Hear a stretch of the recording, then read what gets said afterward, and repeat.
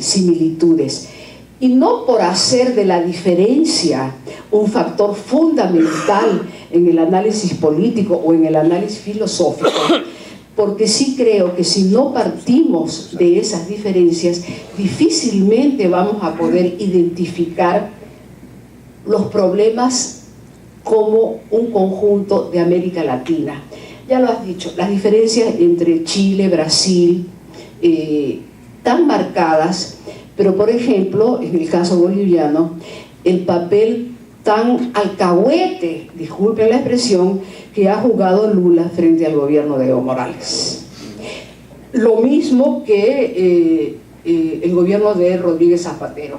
Estuve en octubre del año pasado en España en un encuentro de mujeres feministas, socialistas, y le pregunté a gente de la cercanía a Felipe González, con quien yo tengo mucho más contacto, ¿por qué le habían condonado la deuda de 60 millones de dólares a un gobierno como Evo Morales? Y con un pragmatismo escandaloso me dijo, porque hay que resguardar los intereses de España en Bolivia, Repsol, no sé qué otras cosas más. Entonces te das cuenta que esa falta de, yo la llamo de ética política, porque no hay correspondencia entre una práctica política de, por ejemplo, un gobierno de España frente a un gobierno como el de Bolivia, que ha conculcado todas las libertades que consideramos democráticas en lo que hacen a su columna vertebral, separación e independencia de poderes. Es cierto que hay libertad de prensa, la gente dice lo que quiere decir, yo soy una expresión de ello, pero sin embargo el ataque sistemático a la estructura democrática en Bolivia es francamente aterrador. Y yo no sé si ustedes se dan cuenta de lo que significa eso, por ejemplo, para mi generación. Yo ya tengo 67 años, que empiezo pensando en la transformación social, no como un think tank, sino como un partido político, porque yo creo que el error del éxito de los think tanks es que se quedan en el pensamiento y no van a la práctica. Y los únicos que pueden llevar a la práctica algo desde el punto de vista ideológico, ya sea económico o social, son los partidos políticos, porque los partidos políticos que tienen una estructura orgánica que llega a las bases, cosa que no tienen los think tanks. Claro, cuando vos decís que en Bolivia hay 51 think tanks, yo le pregunté a Chelero, ¿cuáles son? Y ahora me doy cuenta que sí que hay muchos, de los cuales yo formo parte, y siempre les reclamo, pero ¿cuál es el esfuerzo que nosotros estamos haciendo aquí para que los gobiernos puedan hacer políticas públicas sobre la base de los estudios que nosotros hacemos? Ninguna. Disculpe.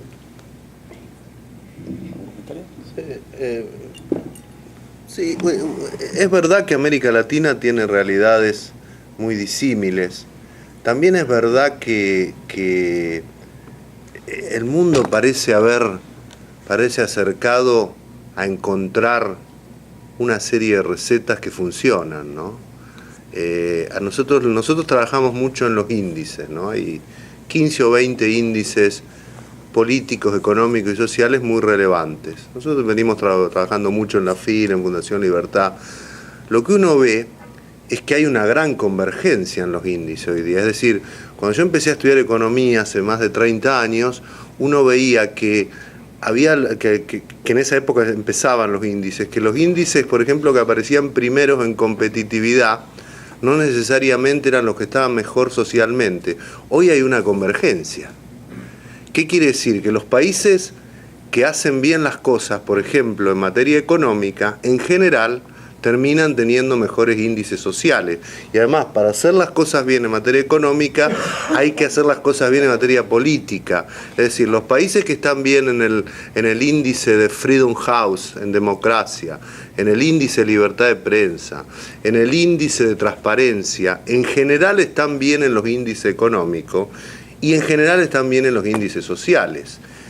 Chile tal vez sea el ejemplo más contundente y un ejemplo, para no ponernos en una discusión de izquierdas o derecha, pero digo, uno dice, ¿cuál es el país más libre en términos económicos de América Latina? Chile, incontrastablemente. Además, el país que más se ha liberalizado económicamente, Chile. Bien. ¿Cuál es el país que más bajó la pobreza en América Latina? Chile. Dramáticamente, bajó la pobreza del 45 al 14%. Entonces, eso parece estar diciendo algo, ¿no? Cuando uno mira que esos países que están bien en el doing business, en competitividad, en libertad económica, en índice de apertura de la economía, están bien, van mejorando también en lo social, eso está diciendo algo. Por el contrario, países que siempre estuvieron muy bien, como Francia en materia social, pero que venía mal en los índices económicos, Francia ha tenido un deterioro en los índices sociales impresionante. Y ya no está entre los 10 países, ni el índice de desarrollo humano, que es un índice a que yo no le tengo mucha confianza, como a casi nada de lo que hace Naciones Unidas, pero también lo usamos en nuestras mediciones, ni el índice de desarrollo humano pone ya a Francia entre los 10 primeros países en calidad de vida.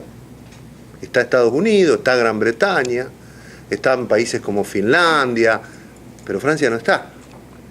Y Suecia, que era el país por antonomasia, el gran ejemplo de ese modelo de estado de bienestar social, de esto, se está cayendo también de los primeros lugares, y ya debe andar, no sé si se está hoy día... Y ha cambiado la política. Claro, y eso que ya ha cambiado, ya ha tenido que cambiar la política.